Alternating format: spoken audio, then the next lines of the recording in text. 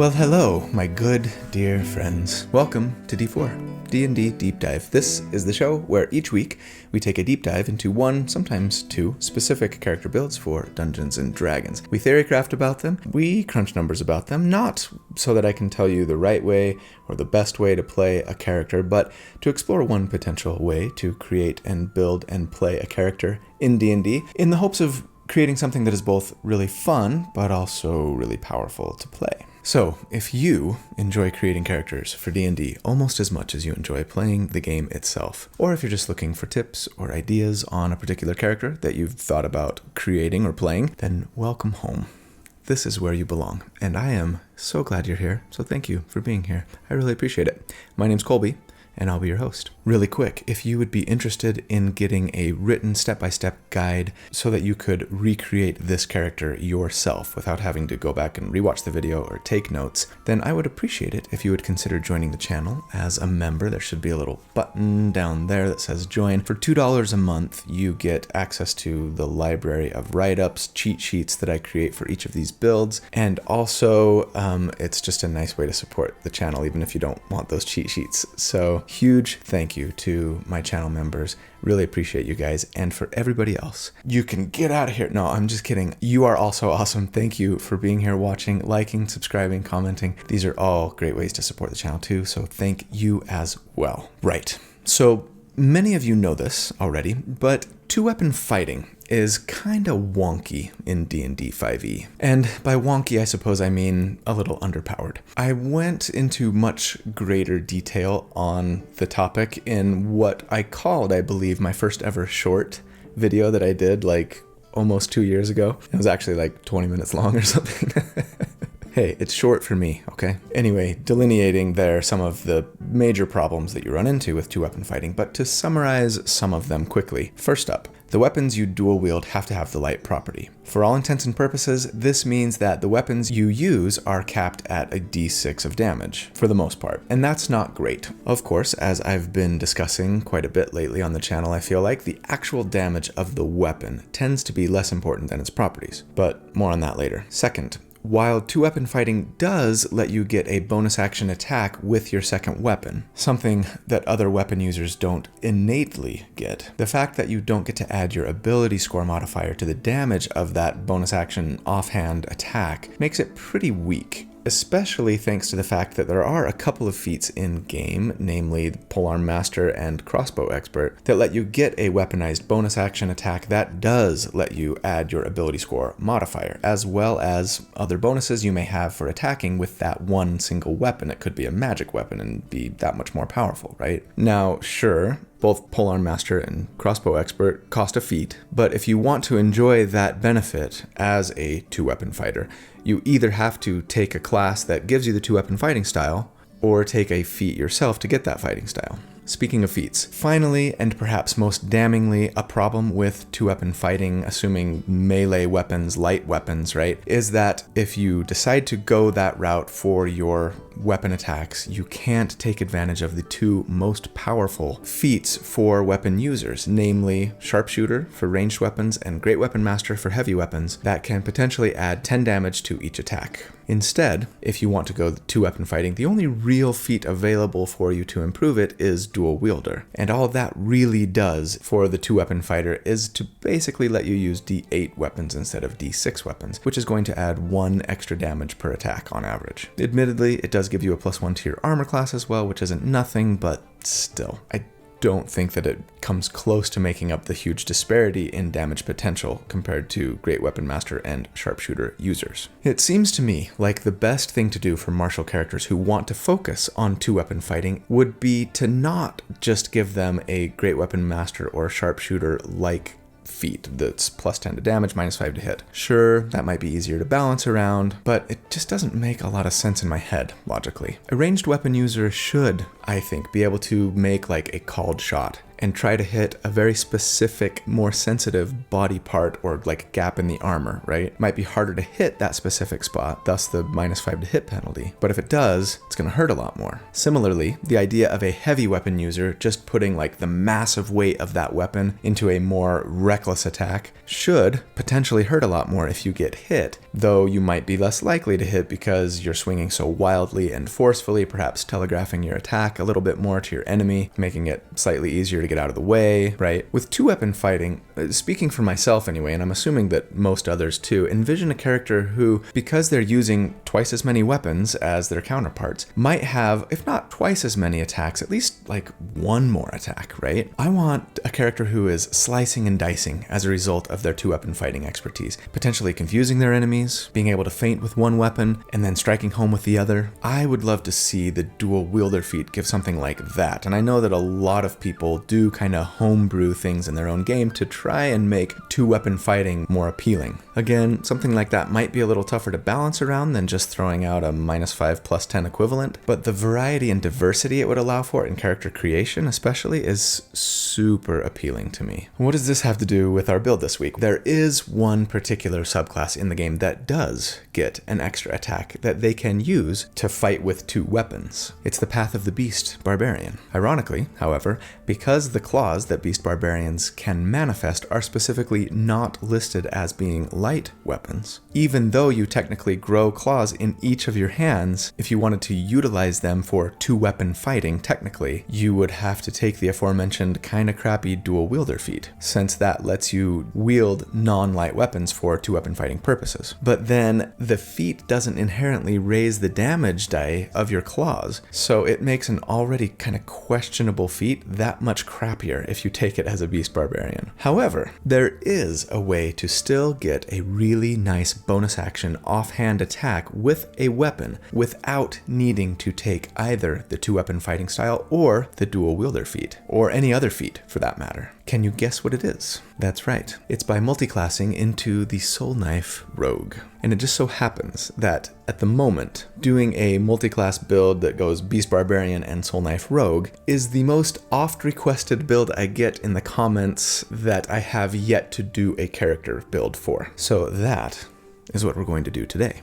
Build a character that gives you the feel of that slicey, dicey, two-weapon fighting character with lots of attacks, while also picking up features from both classes and subclasses that complement each other exceptionally well for the kinds of things that this character would really want to do. Namely, deal a ton of fantastic sustained damage per round, or DPR, but also grapple, drag, and shove if they wanted to, plus bring a lot of really strong utility and survivability to the party. They are a psionic beast. They have the ferocity of a wild animal with the mental power of a psychic. I'm gonna say like part Wolverine, part Psylocke. They are episode 112, the Psyclaw. Thanks, Corey, for that name suggestion.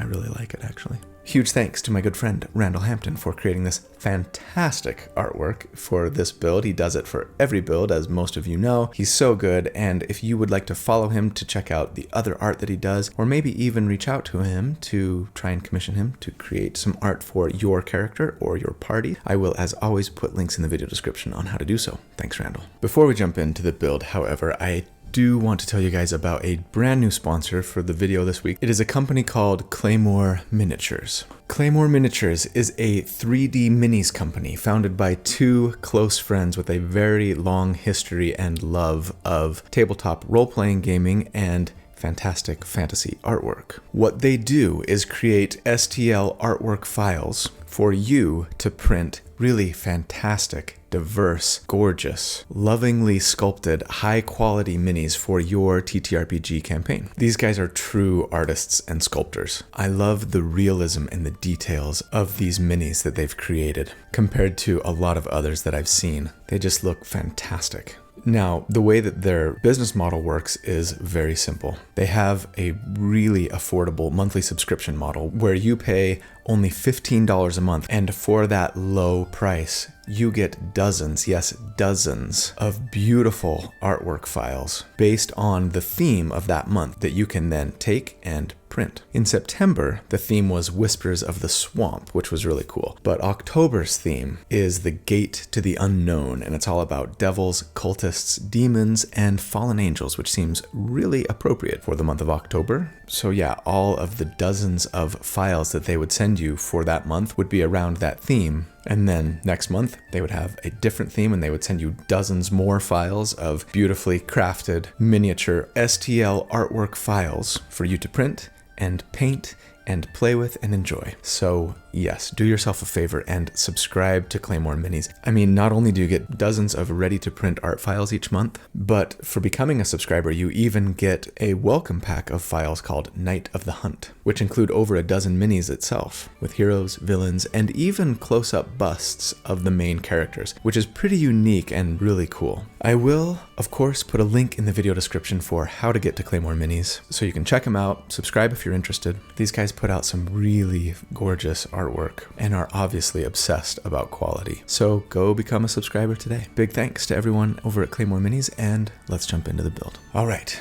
At level 1, for our starting class, we are going to start off as a barbarian. So yes, when we first meet our champion, they are from a barbaric tribe, but I think for me, this particular barbarian would hail from a tribe that is known not necessarily for their savagery, though that might be part of it, but for having cultivated a very peculiar tendency for manifesting a bestial form. But I don't think this is going to be from just any beast. I'm thinking the bestial form manifested by your clan, or maybe just by you in particular, is one that has both like feral and also psychic or maybe telepathic tendencies. And I'm curious to know what kind of beast you would pattern your manifestation after. Now, perhaps your clan worships or otherwise draws upon powers of this beast in like religious or shamanistic rites. Perhaps their bloodline was somehow commingled with this beast in the tribe's history, or they were infected via a lycanthropic affection, but now, having evolved, they sort of view it as a boon, a blessing to them and their other tribe members. I would put a lot of thought into figuring out the how and why of both the bestial form that we're going to be manifesting, but also the psychic abilities that will come even later, and see if I couldn't find a way to tie them both together via our tribe's rites and ancestry, I think. As for our race, there are a lot of things that I would love to take here for our race. I like Loxodons or Simic hybrids or even Thri-Kreens to grapple and still have hands for attacking. I really like Kalishtar or Githyanki for like doubling down on the psychic theme among the other benefits that they can get. I like the Shifter more than maybe any of these because it feels totally on point for a beast barbarian, plus you could shift into wild hunt form and then enemies wouldn't have advantage on their attacks against you even if you were attacking recklessly, and that is some really nice synergy. The big downside to going that route, of course, and kind of the main reason why I didn't, I think, was that it's a bonus action to shift and a bonus action to rage, and so if we wanted to do both, we wouldn't get our full damage rotation going until round 3, once we're making a bonus action attack, actually. And to be fair, that's not coming until fairly late in this character's career, like level 8. So if you're only playing the campaign up until 8, I think I probably would go Shifter. I would for sure consider going with any of those races, especially if you already get a free feat at level 1 at your table. I, unfortunately, do not get a free feat at level 1 at my table, and we are not playtesting 1D&D yet, so I'm not going to assume that you do either. So yeah, I'm going with old reliable custom lineage, since it's going to let me start with an 18 in my most important ability score, and that's going to make the numbers look really good on the spreadsheet. And you know me, slave to the spreadsheet, I like feeling powerful, and I like feeling powerful early. Plus I get to pick up a nice little half feat on the way. So yeah, go a different route if you really want, but one thing that I do really like about custom lineage is that it lets me be pretty creative in what my character looks like, what their ancestry is, yeah? So I can take something that looks and feels pretty bestial if I wanted. But yes, as custom lineage, we get a free feat at level 1, and for that free feat, I'm gonna take Slasher. Slasher isn't my favorite feat in the world, but it's pretty strong, and of all the half feats that would let us add +1 to our strength, it's my favorite, for this build especially, because as a beast barbarian, thinking of myself as a slasher feels really on point thematically.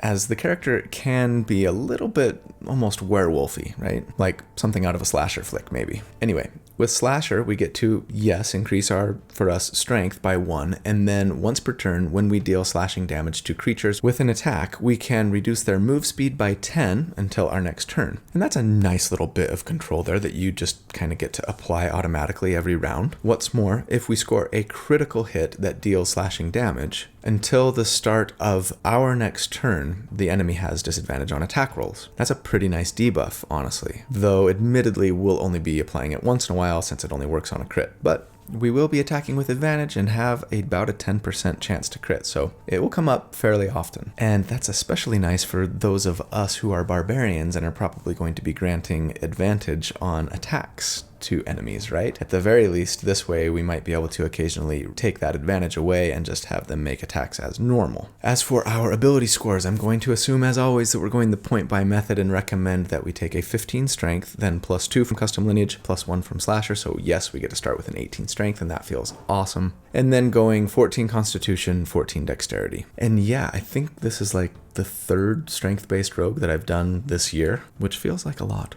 It's time to get back to dex rogues after this, methinks. Now, one thing that you're going to want to figure out right at the beginning while you're doing character creation, and maybe with the help of the other players at your table, is this. Is this character going to try and fulfill the role of being the party's like main scouter and lockpicker like most rogues? If so, you might want to go with a different race here to get better stat bonuses, to let you start with both a 16 in strength and dexterity. You can make a decent scouty lockpicker even with a 14 dex, especially later on, thanks largely to the features that we'll get as a rogue. And for that matter, you might even want to consider starting as a rogue 1 and then go barbarian after that, just because we'd get more skill proficiencies that way. In the end, just talk it over with your party and know your party's strengths, weaknesses, and expectations going in so that there aren't any unpleasant surprises as you level up. As for starting equipment, I'm going to recommend, as usual, going the gold buy method and just grabbing some scale mail, a shield, and your favorite D8 slashing weapon. I think for me that's going to be a battle axe. I'm a barbarian after all. One cool thing about this build that can actually potentially be a bad thing as well is that it doesn't really care that much about equipment, especially weapons,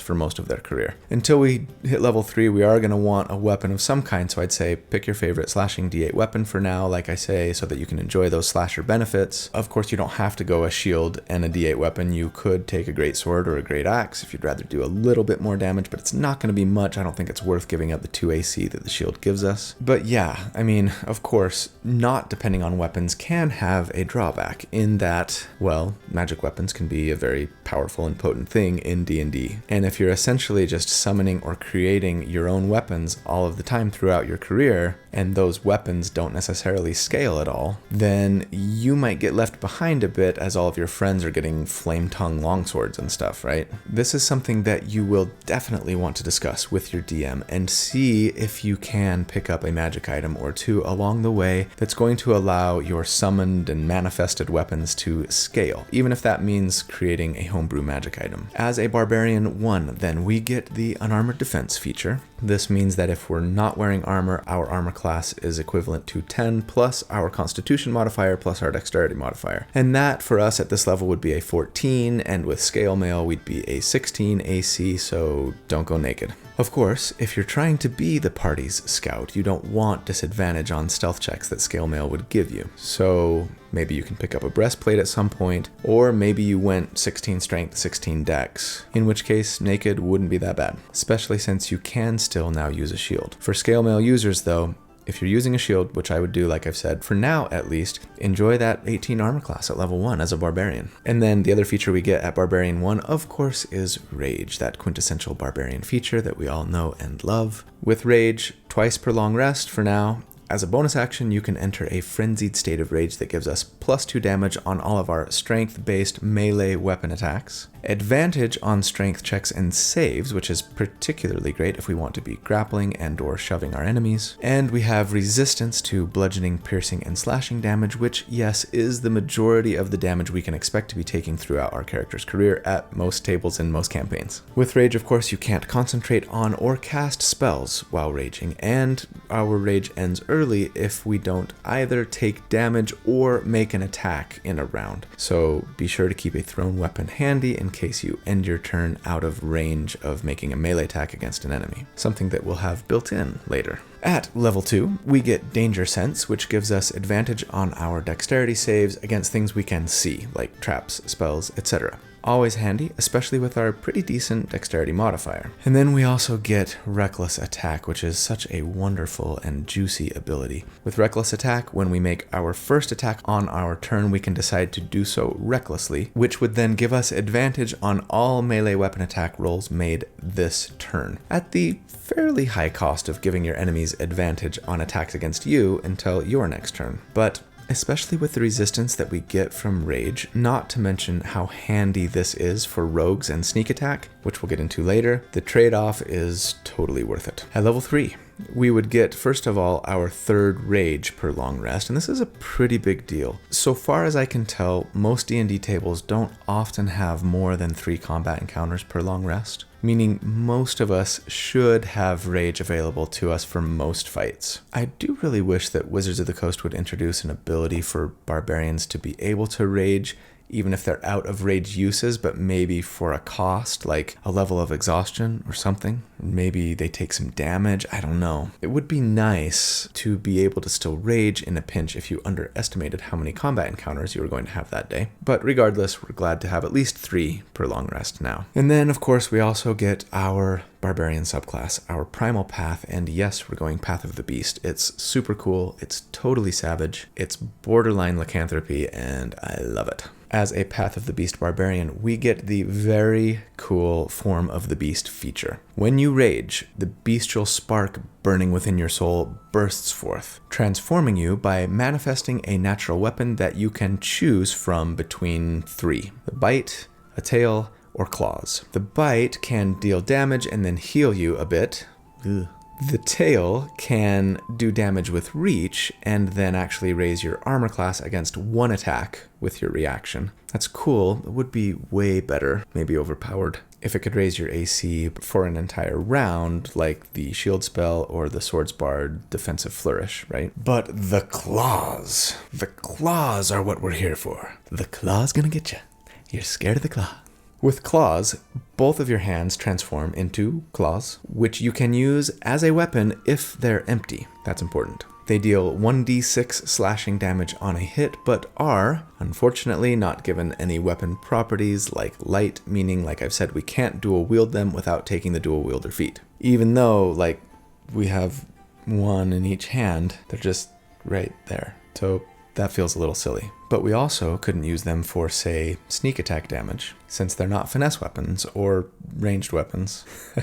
Ranged claws? Ooh, that might actually be kind of cool, like claws shoot out of your fingertips, like little needles or spines or something, and then they maybe grow back afterwards. Come on, DM, let me have this. Anyway, the best part about the claws, of course, is that if you make an attack with your claws using the attack action, once per turn, you can make another attack with your claw using the same action. So now, although we don't have a weaponized bonus action yet, nor extra attack, we can make 2 attacks per turn, so long as they're both with the claw, adding our strength modifier to both, and still using our shield to boot if we wanted. At level 4, we get our first ability score increase or feat, and we, of course, are going to bump our strength, capping it now at 20. A most important capped ability score at level 4 is just the best thing ever. At level 5, we get fast movement, which gives us an extra 10 feet of move speed while we are not wearing heavy armor, which we're not. Sweetness. And then, yes, extra attack. Now, we get 3 attacks per turn with our attack action, so long as we're making 2 claw attacks, right? But here's the thing.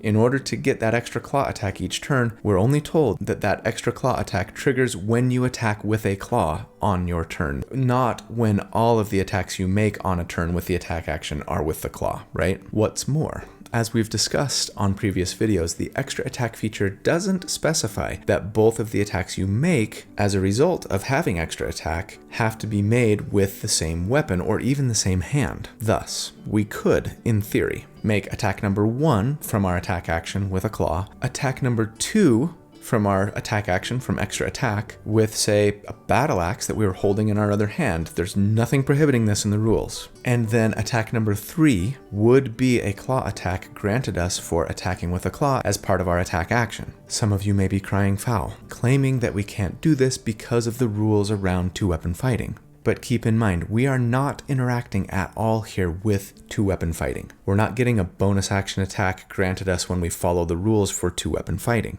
All 3 of these attacks are coming just as part of us taking the attack action. And there's nothing in the rules that would prevent us from attacking with both our claws and a battle axe here if we wanted. I mean, for that matter, if we were using a battle axe, meaning we don't have a shield anymore, you could even make the second attack with a great axe for a d12 of damage if you really wanted to, right? There's no reason why you couldn't hold a great axe in one hand while you claw attack, then grab it in both hands, swing for attack number 2, and then again claw while you're just holding that great axe, right, for attack number 3. Of course, this might all be moot at this level. You might just want to still keep that shield in your other hand for the +2 to AC and just make 3 attacks with your claw. It's still a relatively minor damage increase to take one of those from a d6 to a d12. Next turn, however, that might change, so I wanted to establish the rules here first. Because at level 6, while staying Barbarian would not be a terrible idea at all. You'd get some nice utility options from Beast Barbarian, you'd pick up a 4th rage use per day, and for some of you that's going to be much more important than others. If it's important for you, if you regularly have 4+ combat encounters per long rest at your table, I would definitely go Barbarian 6. Also, your claw attacks would now be considered magical for the purpose of overcoming resistance to non-magical attacks. I'm kind of assuming here that your DM is going to let you get like the insignia of the claw magic item, which is very fitting thematically, or something like it so that you don't have to worry about that. But again, if this is important for you in your campaign at your table, you should definitely go Barbarian 6. But for the rest of us, at this point in our character's career, I would say that the more psychic powers of the beast whose form you manifest are starting to show up for you. Maybe it's like a displacer beast. They feel kind of slinky and stalky, as well as, able to kind of bend reality a little bit, maybe with their mind. Anyway, whatever your reasons, we are taking rogue levels now and are thus a rogue 1, and that means we get first up Thieves' Cant, that is like the special coded language that thieves can use to communicate with one another and others who can decipher it. And then we get Expertise. Expertise is awesome. It lets us double our proficiency bonus in 2 skills we have proficiency in, or 1 skill and our proficiency bonus for Thieves' Tools. As with other things in this build, what you choose here is going to depend on whether or not you're trying to be both a big damage dealer for your party and the party's scout and trap disarmer, right? So if you are, I'd probably take stealth and then thieves tools for expertise here. But if not, if you already kind of have somebody to fill that scout role and you are really just meant to be more of a frontliner, bruiser, striker, I'd probably go athletics and then like perception. Keep in mind that, like we've said, barbarians already get advantage on strength checks when they're raging, meaning you're already a pretty good grappler. Taking expertise in athletics will make you a superb one. And the idea of like grappling your enemy as this savage bestial character and just laying into them with your claws is super savage and fitting, not to mention really effective. We also, as a rogue one, of course, get sneak attack, that quintessential rogue ability, which, as a reminder, tells us that so long as we're making attacks with either a ranged or finesse weapon, and our enemy is within 5 feet of an ally, or we have advantage on the attack against them, when we hit, we can add a 1d6 in sneak attack damage. For now, that scales with rogue levels. And yes, this is the reason why barbarians mixed with rogues are so effective, because thanks to reckless attack, we can pretty much always have advantage and thus can always be triggering sneak attack, yeah? But not so fast. Keep in mind, we've got a little problem at this level, and it's that our claws are neither finesse nor ranged weapons. Thus, if we wanted to use sneak attack here, we would need to make a weapon attack with something that was either ranged or finesse. So for now, our best bet, damage-wise at least, would be to drop that shield and pick up a rapier in that hand. On our turn, we could make a claw attack, and then, as we've established, make a weapon attack, this time now with a rapier, for our second attack as part of our attack action, and since a rapier is a finesse weapon, we'd get to add sneak attack damage to that hit if we hit with the rapier, and then make our third and final attack with the claw, right? And that is exactly what I'm going to assume we're doing for our first damage report here at level 6. Tactics-wise, it's pretty straightforward. On round 1, we rage as our bonus action, and then claw, rapier, claw. And then we just keep doing that until all of our enemies are dead. Barbarian's hard. If all attacks landed, we would be doing a d8 for our rapier plus a d6 for sneak attack, 2d6 for our 2 claw attacks, and adding 5 strength and 2 rage to each attack for a total of 1d8 plus 3d6 plus 21. We don't actually have a great use for our bonus action outside of rage currently, which makes me a little sad, but that'll change very soon. For now, enjoy the simple feral pleasure of just shredding all of the bad guys with primal fury. So, against an enemy with a 10 armor class, we would do, on average, 37 damage per round, and against an enemy with a 15 armor class, it would be 34 DPR. And that's not bad. It kind of puts us in the upper half of tier 2 compared to other sustained DPR builds that I've done to date at this level. And in case you didn't know, check the video description to see all the graphs and spreadsheets and comparisons. And we are bringing a healthy dose of survivability as a barbarian, as well as either control in the form of grappling or utility in the form of roguish skills. And we're going to see some nice increases to all of the above as we continue on. At level 7, we would be a rogue 2 and we get cunning action. This tells us that we can use a bonus action to dash, disengage, or hide. That costs other characters an action to use, right? And, well, now we have a more regular use of our bonus action at least. We can move like the wind. But next level, we're going to get an even better use of our bonus action because at level 8, we would be a rogue 3. And this means, yes, that we get our rogue subclass, our roguish archetype. And as I've said, we're going Soul Knife. I think I might have said in a video in the past that the Arcane Trickster was my favorite rogue subclass, but you know what?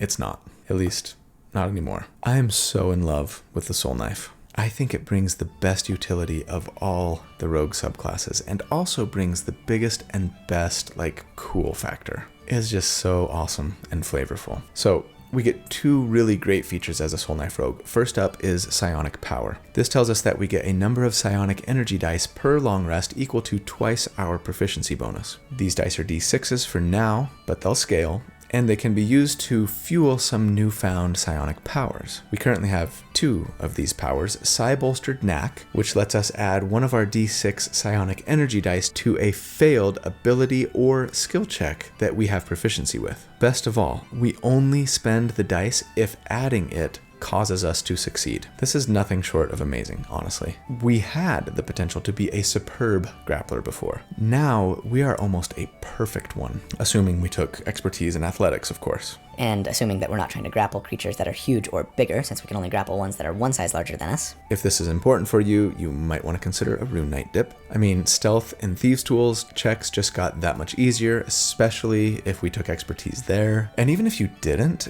you are now still probably better than most of the rest of your party at those checks, if not all of them. Psi-Bolstered Knack is fantastic. We also get Psychic Whispers, which lets us establish a telepathic link between us and our proficiency bonus in companions for a d6 number of hours. All we have to do is be within a mile of each other. No spell, no concentration. My goodness, that is potente. And the first time we use this, per long rest, it doesn't even cost us a psionic energy die. It only costs us 1 thereafter. Really great utility, especially for a rogue, right? Who's stealthing and scouting ahead and wanting to communicate back to their allies to tell them what they see and when to attack. But of course, the best level 3 feature that Soul Knives get, and the main reason that we're here, is for the Psychic Blades feature. This is just so perfectly perfect for a Raging Beast Barbarian. Here's how it works. If we take the attack action, we can manifest a Psychic Blade from a free hand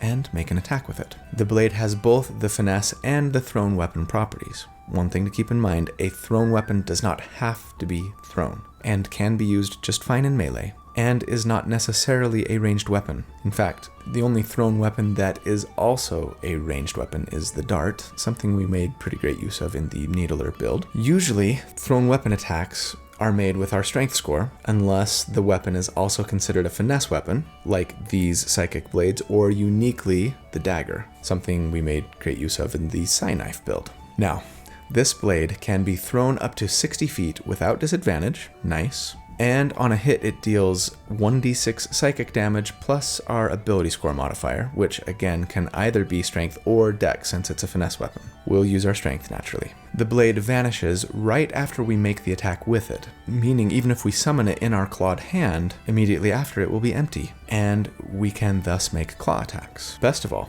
after you attack with the blade, you can summon and attack with a second psychic blade in your other hand if it's empty as a bonus action. This blade does a d4 of damage instead of a d6, but yes, it adds your ability score modifier to the damage dealt, even without taking the two-weapon fighting style, because again, we are still not using the rules for two-weapon fighting here, believe it or not. And if you doubt me, please see this tweet by the illustrious Jeremy Crawford himself. And thus, from this point on, we are making 4 attacks per turn with both hands. We can claw with our attack action, summon an attack with a psychic blade as our second attack with our attack action, and then because we took the attack action and made an attack with the psychic blade, summon another psychic blade in our other hand and attack with it. And also, because we made an attack with our claw as part of our attack action, we can make another attack again with our claw. And I absolutely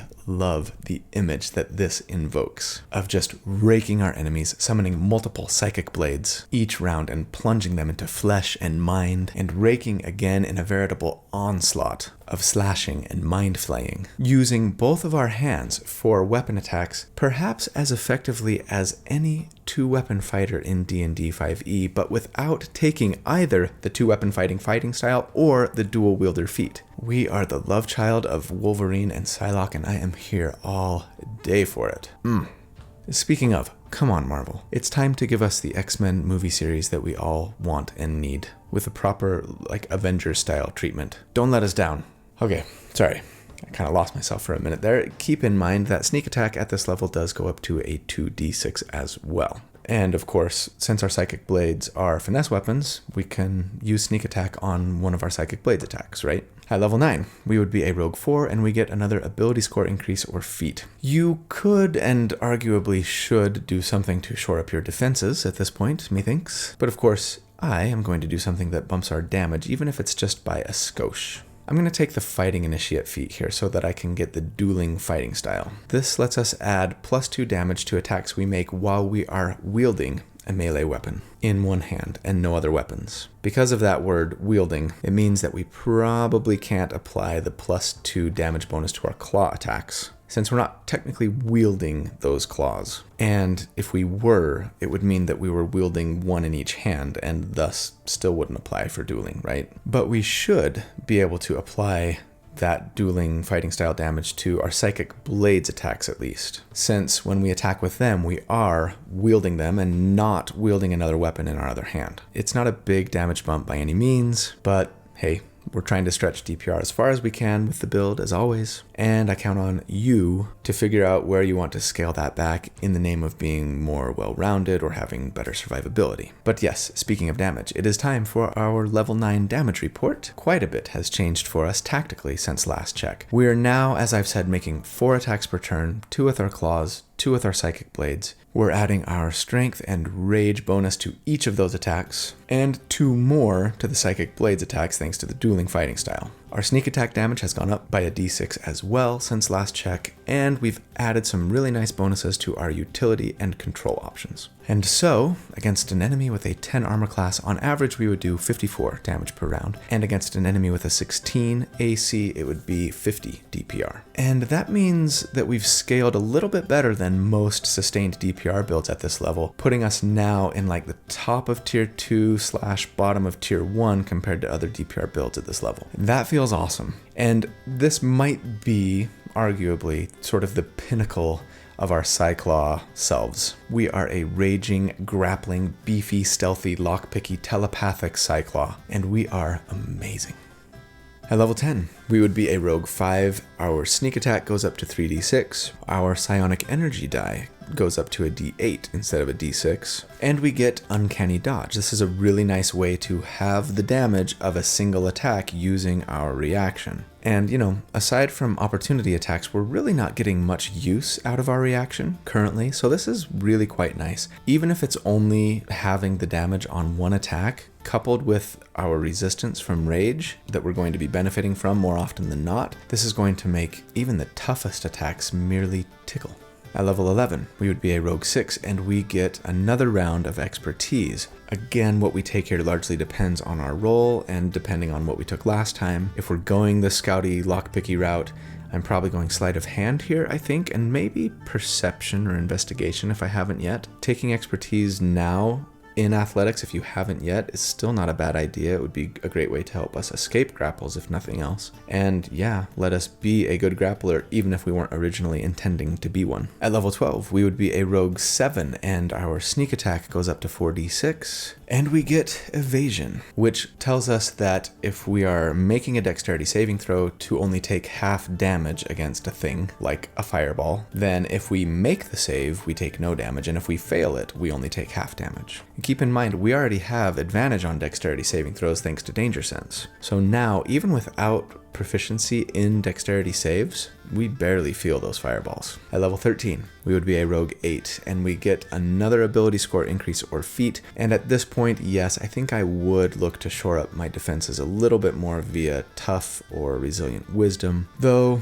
bumping our constitution wouldn't be a terrible idea either. But all that said, if I were wanting to up my rogue utility game and thus either started with a 16 dexterity, then I would need to be capping my strength here, right? Or more accurately, at the last ability score increase or feat, and then here maybe we take dueling. But you could of course also bypass dueling altogether and just be bumping dexterity, right? So that we can be better at stealth, at disarming traps, picking locks, etc. At level 13, it's time for our next damage report, and not a lot has changed for us tactically since last check, and unfortunately, since there's not really a lot of inherent scaling with either our claws or our psychic blades, we do really start to taper off a bit here damage-wise. Now, fortunately, our sneak attack has scaled a bit, so at least we'll see some damage increase, and of course we have seen some pretty significant defensive and utility benefits since last check especially, and that's no small thing. But against an enemy with a 10 armor class at this level, we would on average do 62 damage per round. And against an enemy with a 17 armor class, it would be 58 DPR. So yeah, lack of scaling has caused us to drop quite a bit compared to other DPR builds at this level, putting us more kind of in the middle of tier 3 compared to others, which is one more reason why I think I'd be wanting to really focus even more on control or utility or both for this character, so as to continue feeling really viable, useful, and valuable as our damage does start to taper off somewhat. Alright, at level 14, we would be a Rogue 9. Our sneak attack damage goes up to 5d6, and we get the Soul Blades feature as a soul knife, and this is yet another really cool feature for soul knives, is just oozing with both mechanical power and flavor. So Soul Blades actually gives us two features. One, Homing Strikes tells us that if we miss with a Psychic Blades attack, we can roll a Psionic Energy die and add that to our attack roll. And again, amazingly, we only spend the die if it causes that miss to turn into a hit. This is kind of incredible, and since my baseline assumption for sustained DPR numbers has always been that we can do this much damage every round for at least one entire combat encounter, and we have 10 psionic energy dice now, and we're making attacks with advantage thanks to reckless attack, I think it's more than safe to say that we should have a die to use whenever we miss with our psychic blades for at least one combat encounter, and likely 2 or 3. So I am going to be adding those to our plus to hit numbers just for our Psychic Blades attacks going forward. We also get Psychic Teleportation, which is so cool and fun. With Psychic Teleportation, as a bonus action, we can spend a Psionic Energy die, roll it, and then summon and throw a Psychic Blade 10 times the number we rolled in feet, and then teleport to that space. Come on. That is so cool. It would be 45 feet of teleportation on average right now, and also isn't casting a spell. One note though, I suppose if you were trapped behind, say, like a wall of force or something, we couldn't just teleport out of it with this feature, since I assume we'd throw that blade and it would just bounce off the wall, right? So there are some limitations here. Regardless, it is so cool and so powerful and so fun. At level 15, we would be a rogue 10 and we get another ability score increase or feat. Rogues get an extra one compared to most classes, yay. I would again use it like I did last time to either shore up our defenses or raise our dexterity for better roguey utility. Also, our psionic energy die now scales to a D10 for better skill checks, tool checks, a greater hit chance with our psychic blades, further teleportation, and longer telepathic communication. That is so great, and really my one complaint about the psionic energy dice and psychic blades is this. Why not increase the damage of our psychic blades on the same scale at the same time that our psionic energy die goes up? It wouldn't be that much more damage, especially considering that all of our friends probably have amazing magic weapons right now. I think WotC really should have built in some sort of scaling for us with the psychic blades, or we will really be discouraged from even using them as the campaign progresses, right? Here's hoping again that you get a lenient DM who homebrews some really cool magic items or rules, or both, for you. In fact, let me know if you've seen a DM or if you as a DM at your table has done something to allow either a Beast Barbarian or a Soul Knife Rogue to enjoy a little bit of scaling on their primary weapons as they level up. At level 16, we would be a Rogue 11. Our sneak attack goes up to a 6d6 and we get reliable talent. This tells us that whenever we make an ability check that lets us add our proficiency bonus, we treat anything rolled lower than a 10 as a 10. So now you are truly never failing your most important expertise-fueled abilities, especially whether that's a grapple check or a stealth check or an attempt to pick locks or disarm traps, etc. You are peak rogue and peak grappler. I really hope someone in your party has the Enlarge Reduce spell.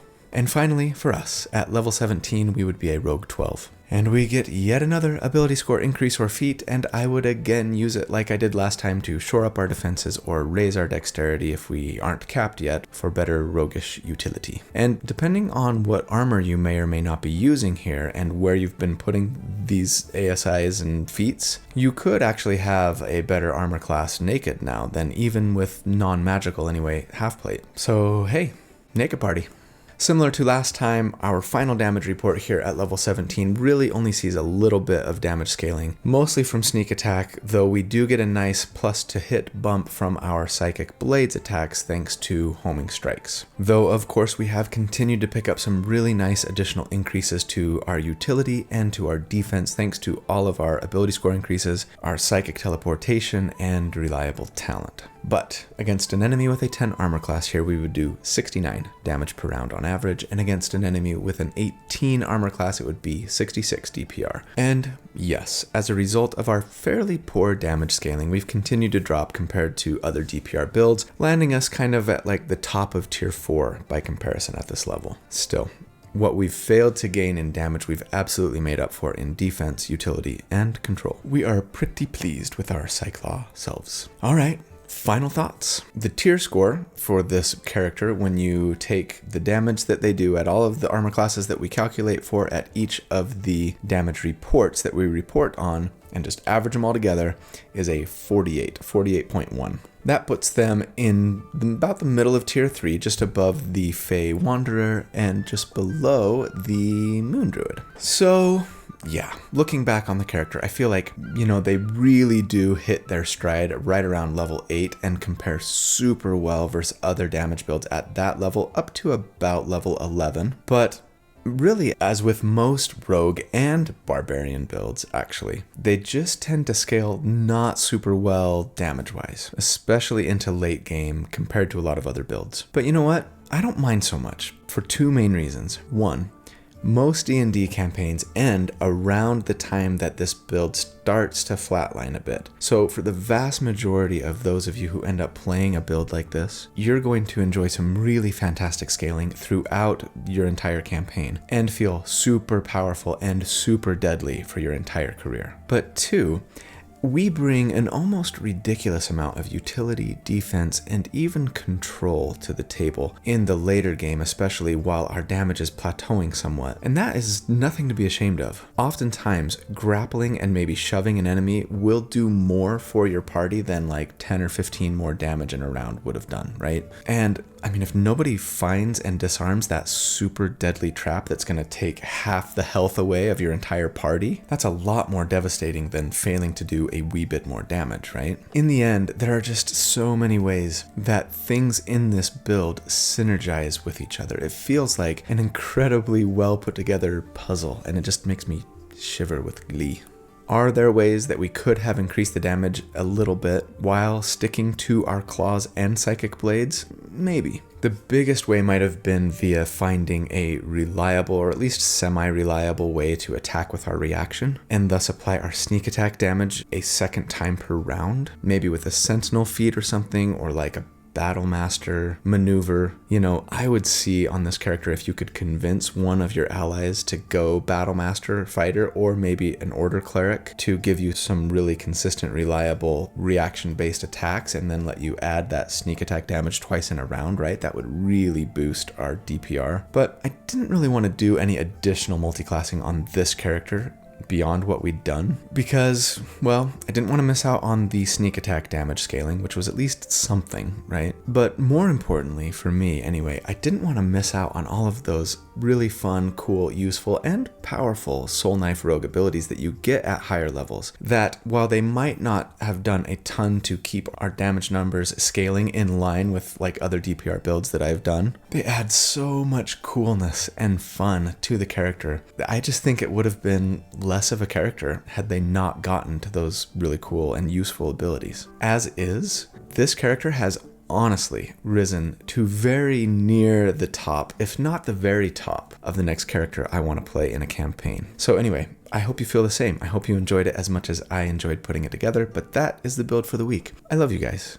I really do. You're awesome. Thank you for watching and all that you do for the channel. I hope you'll check out the other content in the channel if you're not in the habit of doing so. But more importantly, I hope that you stay safe and that you're kind and good and happy, and that I see you again really soon. But until then, take care. Bye.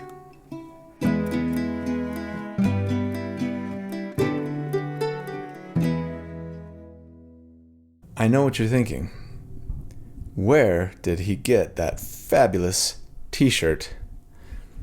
And I can't even tell you because I don't remember, but I bet if you Google like Last Airbender Star Wars mashup t-shirt or something like that, you'll find it. Because it's so cool. Come on. Oh, we are struggling with the mic today. Come on, baby. There.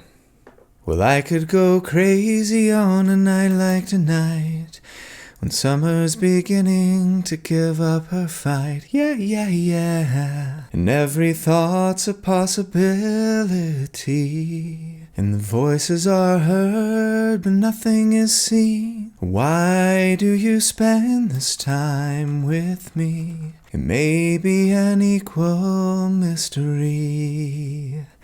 I have been on an Indigo Girls kick lately. I think it's the fall. Fall always does that to me. And that is maybe my favorite of their songs. And now suddenly you want to sag. Don't be saggy.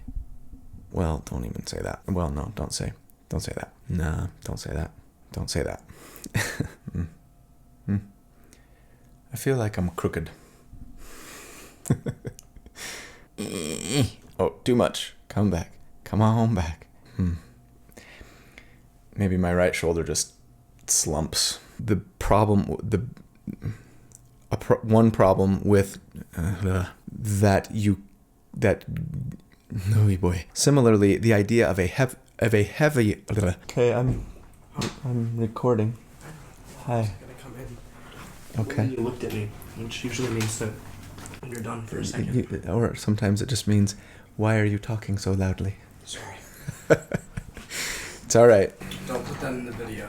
Oh, I totally will. Just in the outtakes, though. They do too, watch them.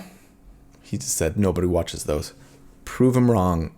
Put a skull and crossbones in the comments if you are still watching during outtakes.